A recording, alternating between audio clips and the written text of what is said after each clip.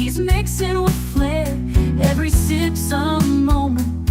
We're happy to share. Liquid lunch, pour it smooth, let it flow. Friends round the table where the good times grow. Raise a glass, let the worries slip away. Liquid lunch, we're living for the day. The clock don't matter, we're lost in the vibe. Jazz in the air, feel the soul come alive. From martinis to bourbon, we're riding the wave. Stealing this hour, it's the freedom we crave.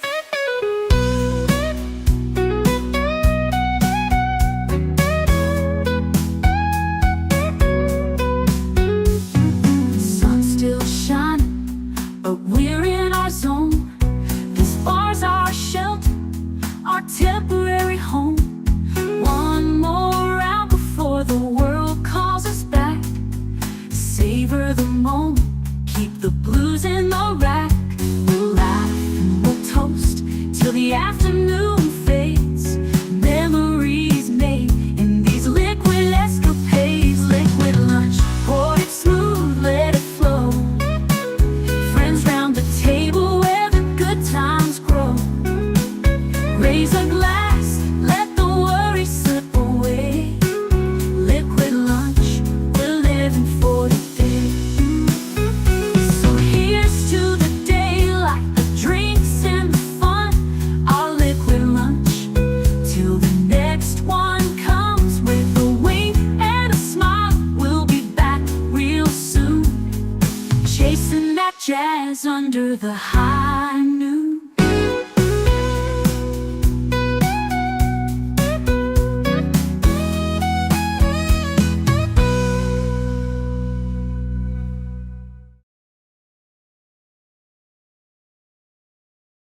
Salud.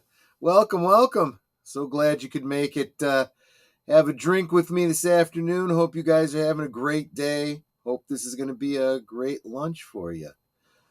Anyway, let's go ahead and just settle in.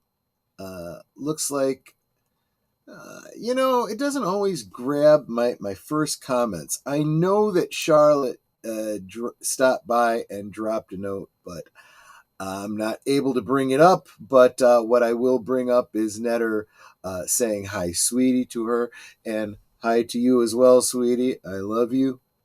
Hope you're having a good work day. And if you're not, make it a great day. That's a choice. Rosefire, good to see you. Glad you could make it live. How is everyone? Happy Hump Day. I'm glad you mentioned that. I was actually planning to comment on that whole concept of Hump Day, starting with the fact that we call it Wednesday. In English, the name is derived from the Old English Woden's which is the English equivalent of the Norse god Odin. So if someone says it's Odin's Day, that would also be correct. Wednesday is sometimes informally referred to as Hump Day in North America.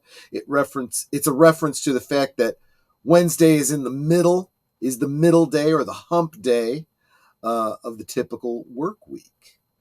I'm going to take a stab at this. Lillordag, or Little Saturday, is a Nordic tradition of turning Wednesday evening into a small weekend-like celebration. I think that is a brilliant idea. I think we should turn every day into a celebration. That's why I want to get together with you guys as often as I can. Gorilla's censored thoughts. Welcome, my friend. Don't censor your thoughts here. That's why we have a liquid lunch, to loosen your tongue so you can say whatever is on your mind. Just remember, if you want to troll, you got to pay the toll. Let's see here. Getting to drink on the job must be a one-of-a-kind job. Well, every job is a job you can drink on as long as you can get away with it, right? Lester San Jose, the Skeptic Tank. He says, hi all. Good to see you, my friend. Hump day, he says. Yes, absolutely it is. And I think that catches us up, except Netter being the mom, telling everyone like, share, subscribe, and become a member if you aren't already. Definitely helps the channel. Won't censor myself. F-Tube does. Yes, it does. That's absolutely true. But you can also watch us on the Green Machine. If anything takes this stream down on the ComyTube, you will be able to find it over there on the Green Machine. Yeah, but if we're caught drinking while babysitting, that's a big no-no. Well, just rub it on their gums and they'll sleep well. At least that's what my mom always said. Might be how I got my start. Who knows? So you're probably wondering what the thumbnail is all about and what this topic is tonight. Not taking it too seriously. We're not going to be as serious as we were yesterday. Just want to kind of take a look at something. Let's bring it up here. Share my screen. Entire stream. Share. There we go. So I saw this headline. Ellen DeGeneres struggles with UK country life after fleeing the US. Now, when this was originally recommended to me, well, even this title, it's a little bit clickbaity. We're going to take a look at some alternate takes on that in just a minute. But let's go ahead and take a look at what they have to say here. DeGeneres and her wife, Portia de Rossi, reportedly left the U.S. in November 2024 after the election of President Donald Trump. Okay, so Ellen DeGeneres appeared to bite off a little more than she could chew when she took on a common household chore. More than she could chew, and we're going to be talking about the lawn. Ellen DeGeneres, Portia. I'm not going any farther with that. A recent Instagram video posted by the former talk show host shows DeGeneres attempting to mow the lawn at her new home in the UK in a video short by her wife, Arrested Development actress Portia de Rossi.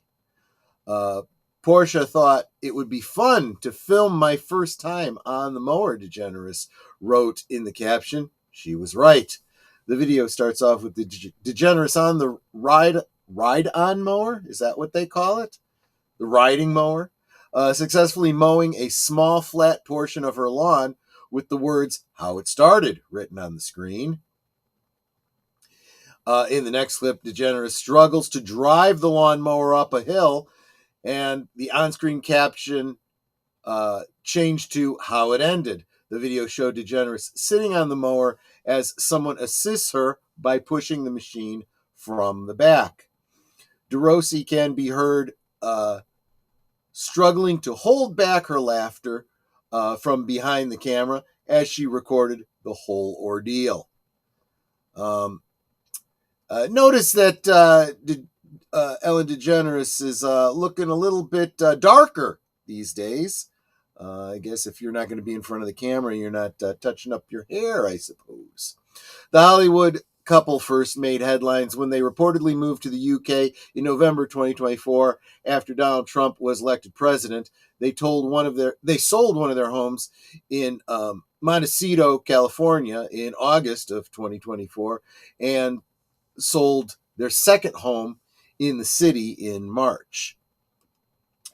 Ellen was in England house hunting in the beginning of October, a source told People, when the couple first moved. She ended up finding a house that she loved and purchased it shortly thereafter. Shortly after news of the couple's big move broke, the two were spotted out with a group of friends at the Farmer's Dog in the Cotswold. And we know where that's at. It's in the country in England. DeGeneres is not the only comedian who left after President Trump won the election. I mean, don't you have to be funny to be a comedian? She hasn't been a comedian for over 30 years. I remember Ellen DeGeneres when she appeared on Evening at the Improv. She was very funny back then. Something happens after you start letting people too much into your personal life, I believe. DeGeneres is not the only comedian to have left after President Trump won the election. In a TikTok video shared in March of 2025, Rosie O'Donnell shared, she's supposed to be a comedian too. She's another one who hasn't been funny since more than 30 years ago. She was on Evening at the Improv. Breaking news, soon smoke from first conclave vote result. If you're a Catholic and you need to go do something right now, I understand. We'll worry about that later. Rosie O'Donnell shared she left the country and moved to Ireland January 15, 5 days before Trump's inauguration. In the video, O'Donnell explains she was someone who never thought I would move to another country, but she thought it was best for her and for her young child. I miss my other kids, she added of her 5 grown children. I miss my friends. I miss many things about life there at home. You moved. This isn't home anymore. And I'm trying to find a home here in the beautiful country. And when it is safe for all citizens to have equal rights there in America, that's when we will consider coming back. We have equal rights laws. In what way is it not safe for you under a particular presidency? I mean, there's a lot of us on the political right who didn't feel particularly safe for about the past 4 years. You know, people getting locked up for taking a tour of the Capitol building. But, you know, you might want to qualify those things, Rosie. When speaking with the U.S. Weekly in April, O'Donnell shared that she was shocked to find out the reason that DeGeneres chose to flee the country. I've never really known Ellen to say anything political in her life, so I was surprised to read that she left because of President Trump. That shocked me, actually, O'Donnell said. I don't see why it would shock you. I mean, you know, you are clearly of the same worldview and political opinions. You may not know her that well personally, but you do have a lot of things in common. You did it. Why would you be surprised if someone else does it? I've been a political person my whole life. No better or worse. It's just a different way to be in the world. I mean, if you want to be that outspoken, absolutely be that way. I was never clear about the reason why I was leaving. Yeah, we aren't either, really. And I don't think it came as a surprise to anyone. No, it didn't. We're not really in each other's worlds, and it's kind of so. Really, why are we quoting Rosie O'Donnell if she's not really a good friend and doesn't know anything about the circumstance? I kind of don't understand. But the other one referenced this one from People. This one, by the way, literally just as I was about to go live, and I already had the stream set up, was sent to me by Mark Malnikoff, and it's why I pointed out her hair color, because People has a completely different take on it from Fox News.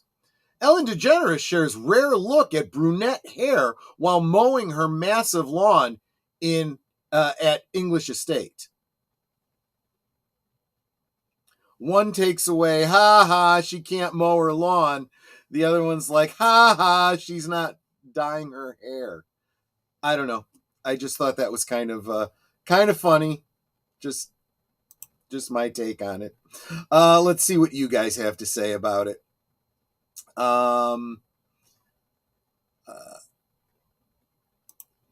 Yeah, but if you... Oh, okay. Yeah, it was the babysitting joke, right? Madanui stops in to say hi. Good to see you, Madanui. Glad you could stop by. Flea is being used very loosely. Yeah, in the story. Yeah, that's an excellent point. I'll get back to that in just a second. Let me get through what everyone else was having to say here. I heard Ireland is going to impose a 125% tariff until we agree to take Rosie O'Donnell back. See, now that's comedy. That's comedy. I like that.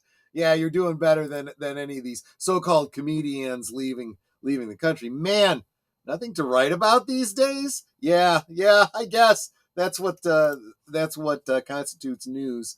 But it is early in the week after all. Hey, celebrities. Some people can't afford to flee to other countries and reside in expensive homes.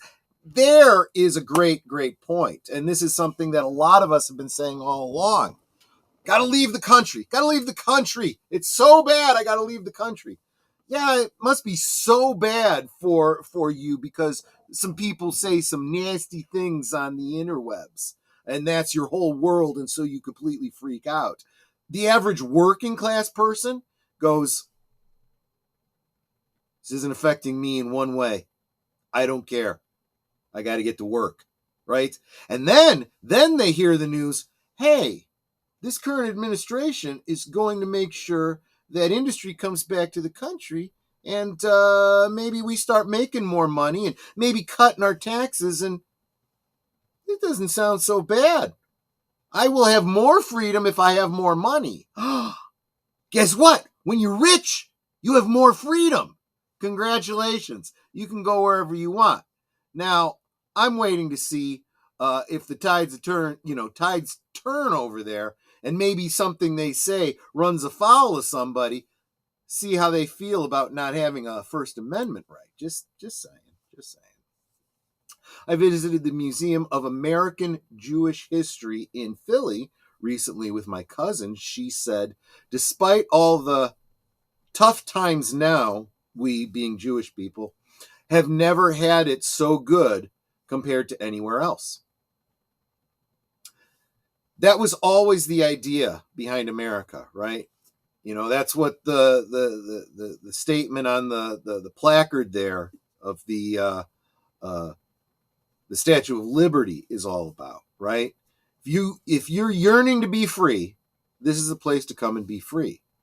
Not only do we talk a good game about freedoms, but we've got them carved into the bedrock, the foundation of our society. You know, that Bill of Rights. And I would encourage people, if you're not real historians, maybe do a little look into the debate that went into the creation of the Constitution and the decision to have a Bill of Rights in there. It's basically the battle between the Federalists and the Anti-Federalists, which is still a fight that we're still seeing today in a lot of ways. But this idea that predicated, nothing else supersedes that Bill of Rights. So yes, there can be limitations put on it, but by and large, not really. And there's no regulation any agency can put on your rights that supersede that. And you can take it to you don't take it to the bank, you take it to the court. And SCOTUS will go, yep. If you want to take away someone's freedom of speech, if you want to take away someone's right to protect themselves, if you want to, circumvent their right to, have sovereignty in their own home, and go in and search it, you gotta real restrictions on that, and if you don't like that, you don't want those restrictions, you're going to have to amend the Constitution. It's not an easy thing to do. In Canada, in theory, you have a lot of the same rights, but they've got a clause notwithstanding. So you've got these rights as long as the government says it's okay. Here we go, the government doesn't have a right to say you have these rights a priori. So it's very, very different. And it was intended that this would be a melting pot. You come to this country, you bring your traditions, you can celebrate them with yourself and your community and whatnot.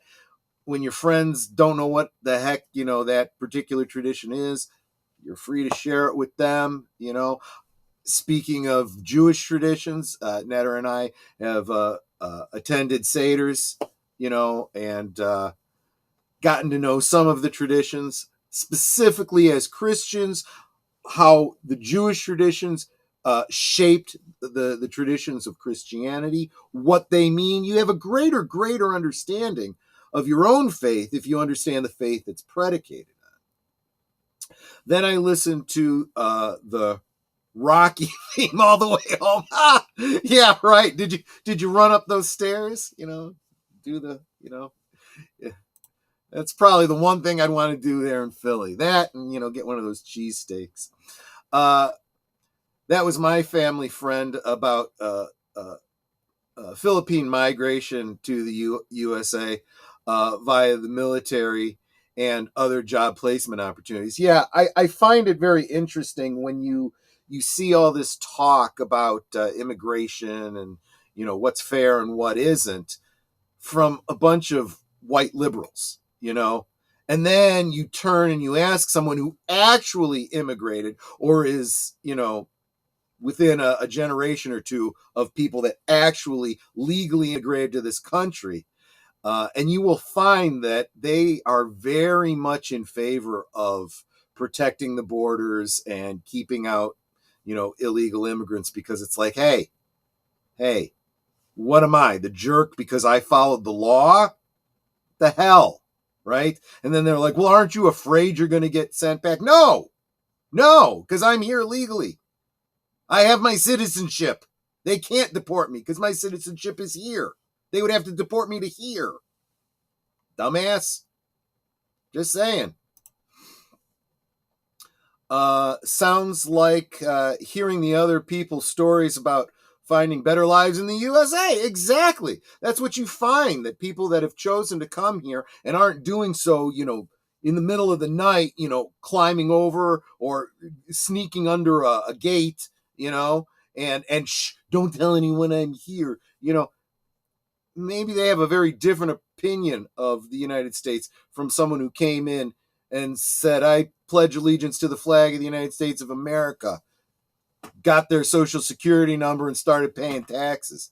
Well, okay, paying taxes. It's a burden we all share right now. We'll see. Wow. Wow, Kalani Hubbard, director and writer of The Squatchers, commented on your review. That's right. Go check out Big Al Presents Films with Friends. He did a review of the movie The Squatchers, and the director and writer of the film commented. That is awesome. I'm going to have to check that out just to see the comment, if nothing else. That actually is really, really cool. The best that I can say is I was on Sherilyn Fenn's Instagram, and she did one of those selfies, in her car, and she had this really nice hat on. And I said, "Oh, Shoppy Chapeau," and she liked my comment. I mean, it's not a big deal, but I thought it was pretty cool. She noticed me. I thought that was pretty cool. Free to succeed, free to fail, freedom to learn from your own mistakes. You are in charge of your own future, and that is so astonishing to some people. It's also very threatening to some people too. When you talk about the American dream, right? The American dream isn't about getting rich. I mean, you can make that part of the dream if you so choose. But the American dream is coming to this country and doing exactly what you just said there, Rosefire. This idea of making choices, and if you work hard, you can do well and stuff. And look, if you're going to make an argument, no, you can't. Doesn't matter how hard you work, blah, blah, blah, blah, blah. Well, first, it's not just about working hard, okay? You can run as fast as you want on a treadmill. You're not going to get anywhere, right? You got to maybe rethink the things you're doing. Are the things you're working hard at actually going to get you to where you want to go? That's the other part of it. You have to take responsibility for your decisions. People don't come here because they want communism. They don't come here because they want, well, some people do. Some people do come here looking for handouts. But surprisingly, this administration is curtailing all those handouts. That's what all that Doge stuff is about. And as I mentioned yesterday, Doge doesn't have any direct authority to cut off funds. What they do is they shine light on it and they say, hey, this money is going to this. Did you guys know about this? Did you vote for this? Is this what you intended? No. The president goes, no, it's not. Let's get rid of that. Send that money back. That's how it works. So yeah, there's been a lot of hands in the coffer taking money for a long time, but that's not how it's supposed to work. That's how it works in communism, right? In a meritocracy, you work at a business, whether you're working for someone else or you're working for yourself, and you do what it takes to make it successful.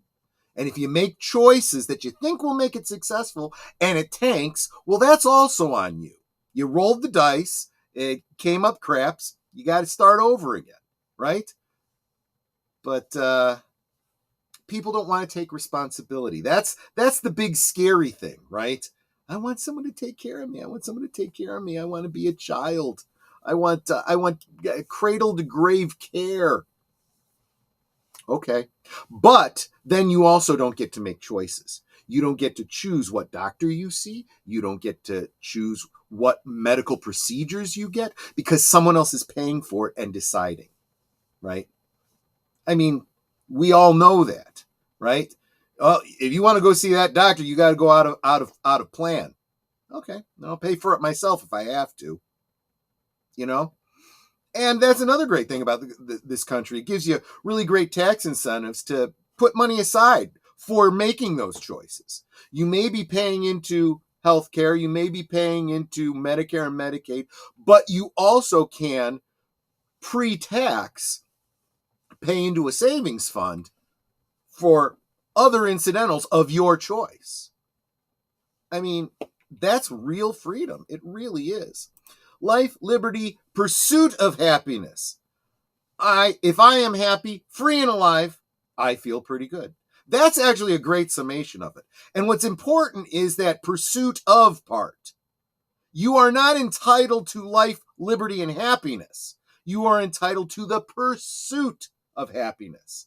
And what that means to you is up to you. You can pursue it however you want, right? Ellen DeGeneres and Rosie O'Donnell, you want to mow lawn? You can mow lawn. That's your choice. Nobody cares. They really don't.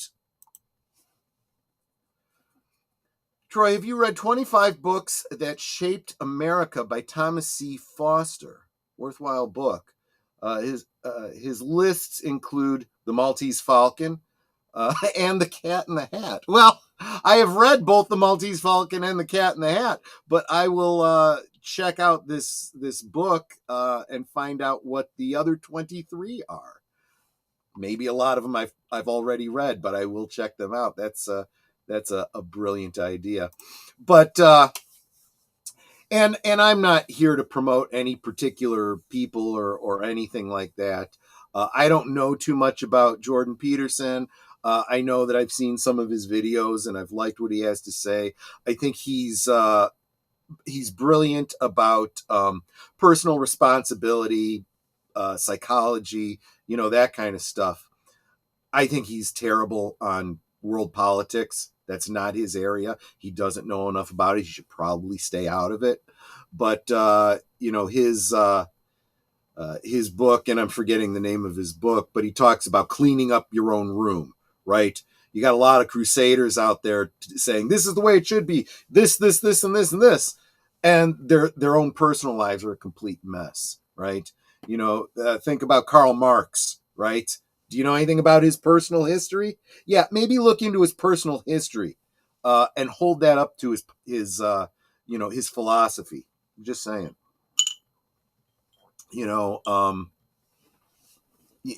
When you look at somebody's life, you know what shapes their opinions and their philosophies, and you should really question whether or not those are philosophies that are really worth it in the grand scheme of things. But I'm just saying.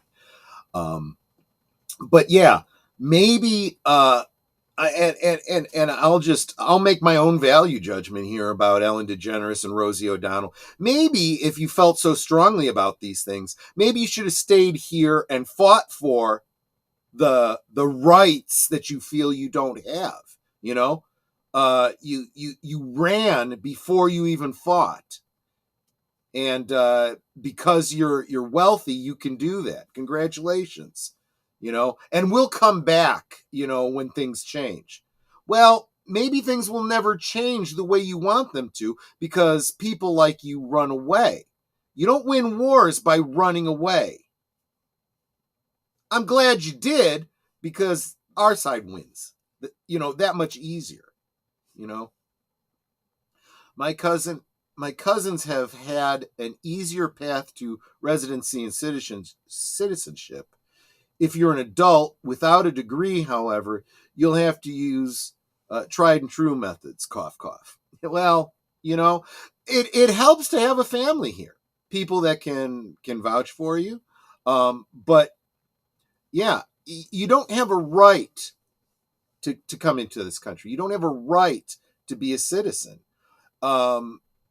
It's kind of a deal, right? It's like, well, what are you bringing with you? What do you bring of value? Are you coming here with a business you want to start, or an investment you want to make, or a needed degree that we are lacking here?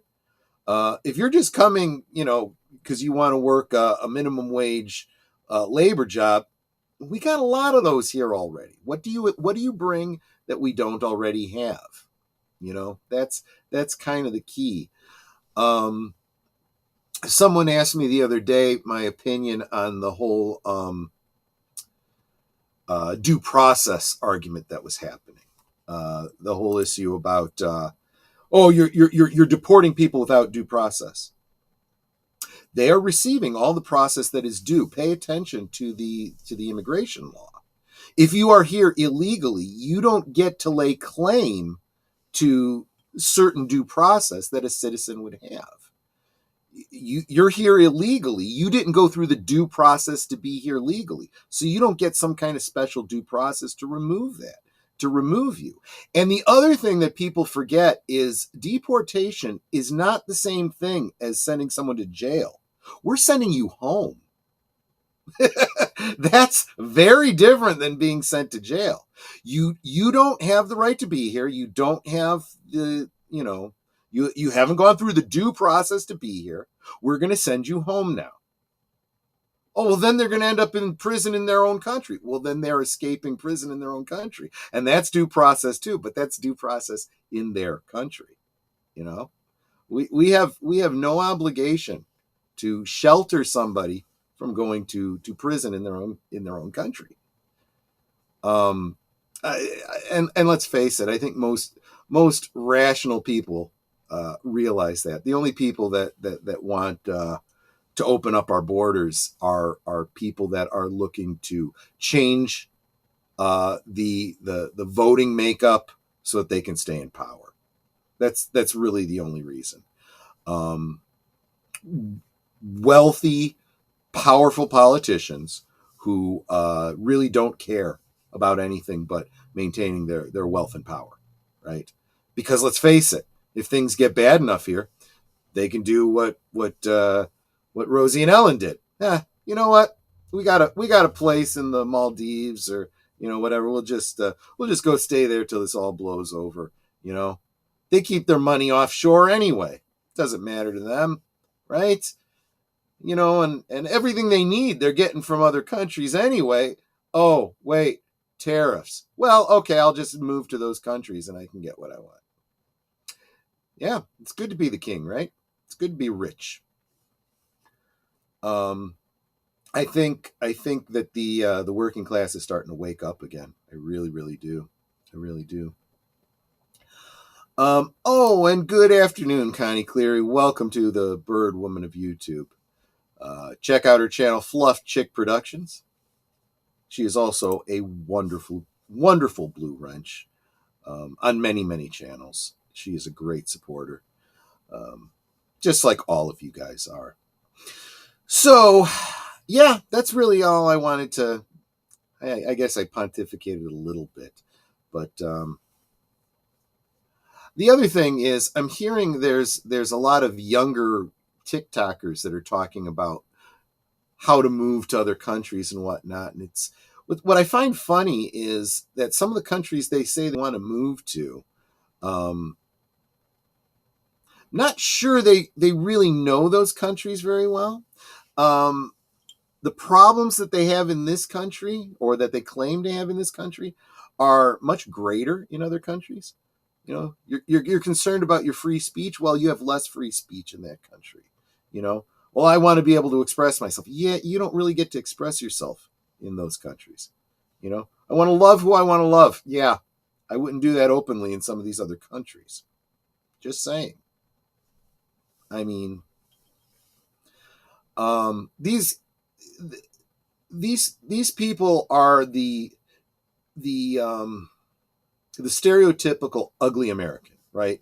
The person who has never been outside maybe of his own state, let alone own country, with no idea that there are other cultures out there that are directly opposed to the things that you believe, you know, and you have this skewed vision of other countries because of something called propaganda.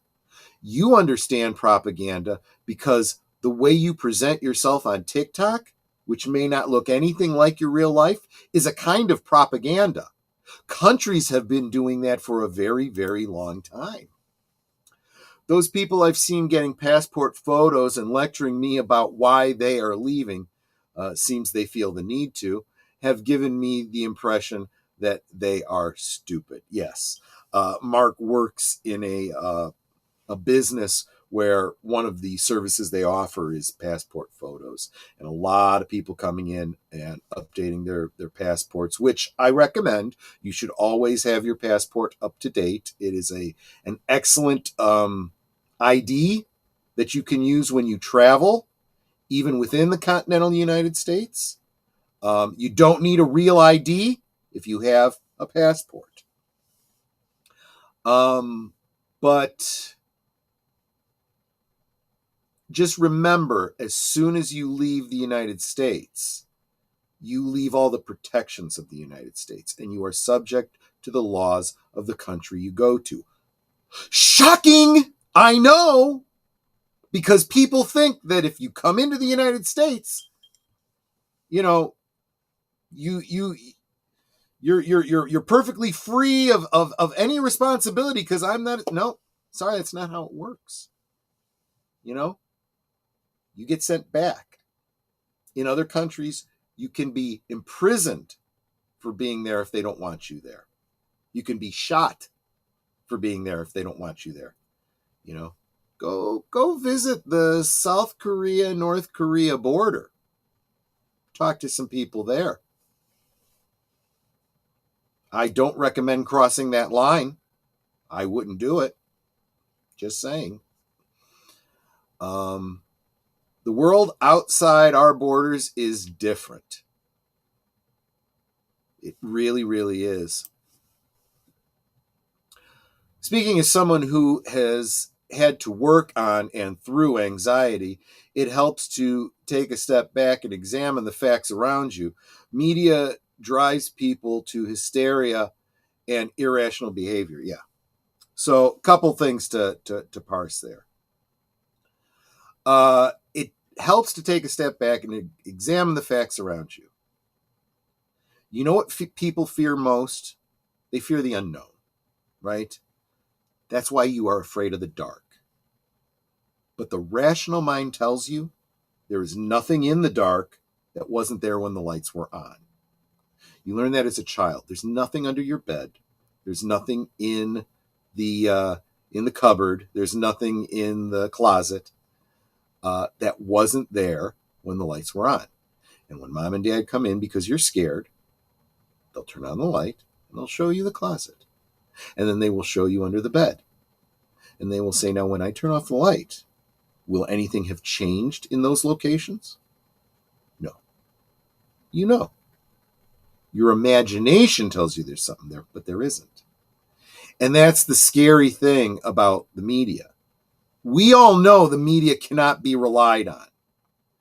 At best, they spin it. I was just showing you a complete nothing piece and how different it was portrayed in People and Fox News. Fox would have you believe, oh, she's having such a hard time with domestic tasks now that she's gone to another country, trying to make it look, like she made a bad choice or whatever. And there's nothing there. That may be the case, but there's nothing there. People magazine, on the other hand, focuses on her hair color. Doesn't even talk about how she had a difficult time driving up a hill or whatever. I mean, they want you to believe what they want you to believe. And that has never been more clear to most people than what we've seen in the past 4, 5, 6 years from the news. When people are coming out and saying that's not true, and we have the evidence, and they get shut down and deplatformed, and in some cases imprisoned, only to 4 or 5 years later, the truth comes out and they were right all along.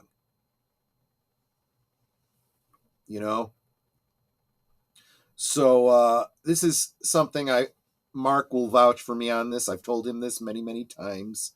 You read a news article. Have you seen this? Oh my God. Calm down. First, read it all the way through. Did you just read the headline, or did you read the whole article? Right? Number 2, check out a couple other sources. See what they're saying. Could be just like this People Fox thing that I just showed you, of no consequence. Imagine the things that are of real consequence, right? Then take all of that and balance it with your memory of what you know from the past, right? I keep pointing out, and a lot of people do this online. They'll send out, how it started, and what President Obama said about immigration, and then how it's going. Obama reacting to what Trump says. Well, what Obama said 10 years ago sounds very, very much like what Trump is saying now. We've got to close our borders. You don't have a right to be here. You got to come in the right way. Blah, blah, blah, blah, blah, blah. It was okay when Obama said it. But now that Trump is saying it, Obama is saying the opposite. So slow your roll. Remember the past, right?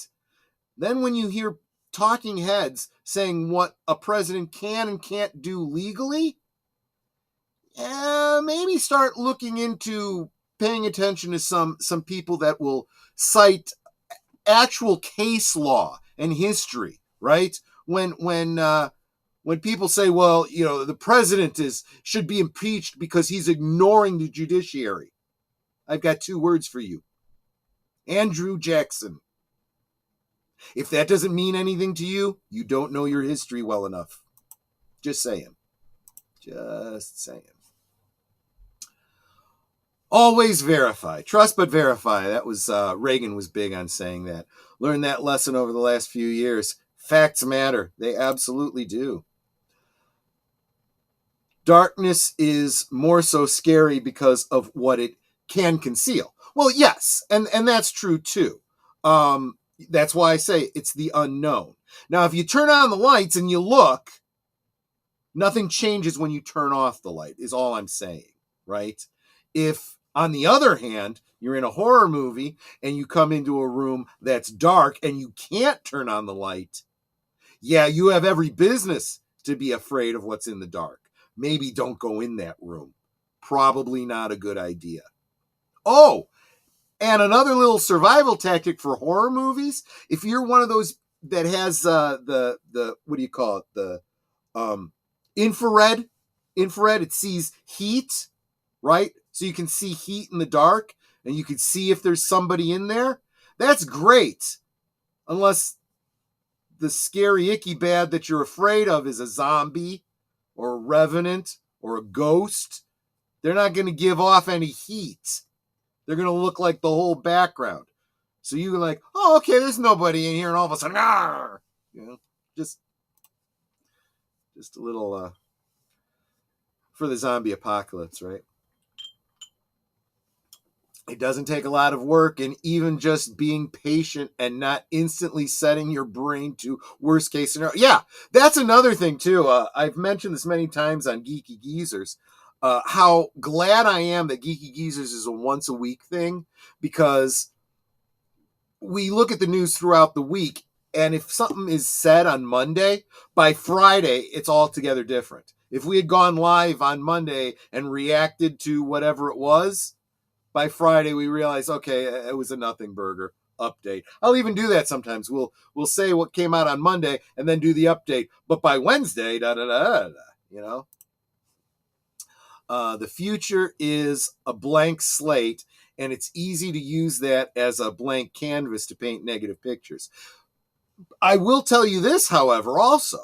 That blank slate of the future, you can probably guess pretty well what's gonna be on it if you look behind you and look to the past. It's a really good determiner. If you know your past, you'll have a good idea about the future. And hail to FKHC 2005. I toast you as Dim. Good to see you, my friend. The golden calf was built by scared, newly freed slaves. They saw Moses was delayed, and they instantly panicked, and they still wanted someone or something to tell them what to do. Yep. And they should have known better, right? They should have known better. All of human history is like that, though. Then again, to a Klingon, darkness is a useful thing. That's right. That is absolutely right. There's a reason that many predators hunt at night. Andrew Jackson was a member of the Jackson 5. Oh, there you go. The antidote was to give the people responsibilities and have them actively build something. The tabernacle, a small portable temple that they took throughout the desert. Yes, that's absolutely right. And then it was found by an archaeologist during World War II and melted the face off of a bunch of very nasty National Socialists from Germany. If you believe everything you see in the movies. It's Tito. Yeah, exactly.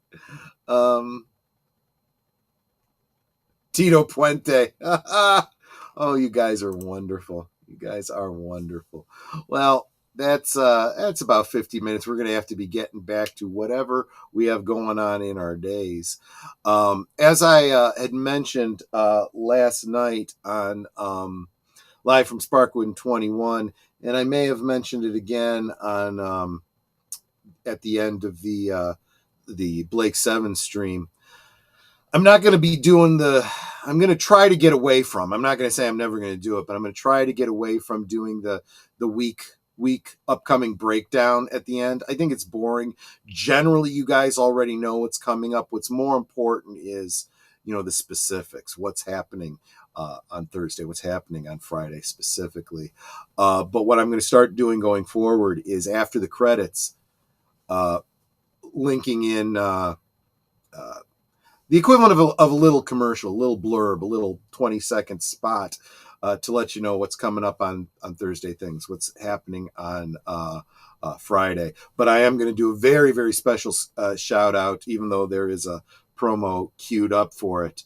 I'm very excited about Friday. We're bringing back Michael French of Retro Blasting for part 2 of our James Bond retrospective. He is absolutely a subject matter expert, and it's going to be a lot of fun. And yeah, so that is the plan going forward. I hope you guys have Area 51 should be on a list of places to visit this summer. Yeah. Just a warning. Area 51 is a protected federal institution. You will be shot on sight if you try to enter that area. Now, you can believe whatever you want to believe about what's actually in Area 51, but it's a military installation. You don't belong there. Don't go there. That would your little safety tip for the day. I have a soft spot for this theme song for Your Eyes Only. I love, well, let's face it, that's Sheena Easton. Beautiful voice. Crooning song. Absolutely wonderful. I love that one too. Nobody Does It Better by Carly Simon. It's another one. I mean, I right now, just talking about these songs, I'm getting a little bit of a ASMR tingle, just thinking about them. Louis Armstrong, We Have All the Time in the World.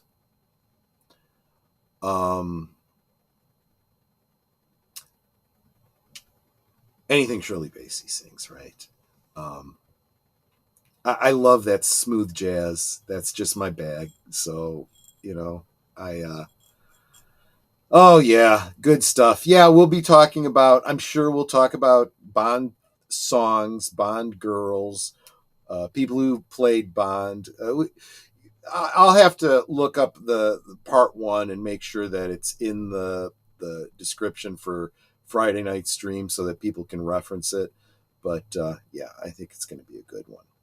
And this was a good one too. Thanks for hanging out with me today and chit-chatting with me. And I hope you had a good lunch, and hope to see you on the next one, which will be tomorrow on Netter's Thursday Things. Salute, everyone. Take care. See you on the next one. Goodbye. Hope to see you again real soon.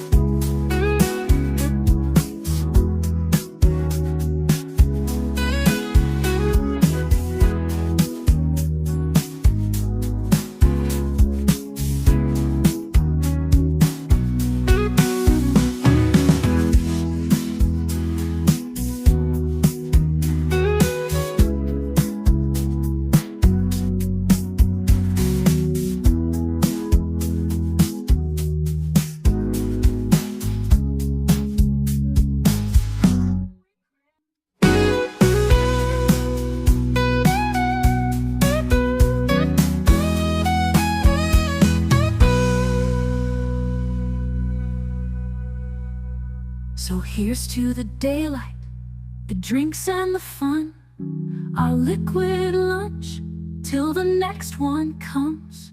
With a wink and a smile, we'll be back real soon, chasing that jazz under the high noon.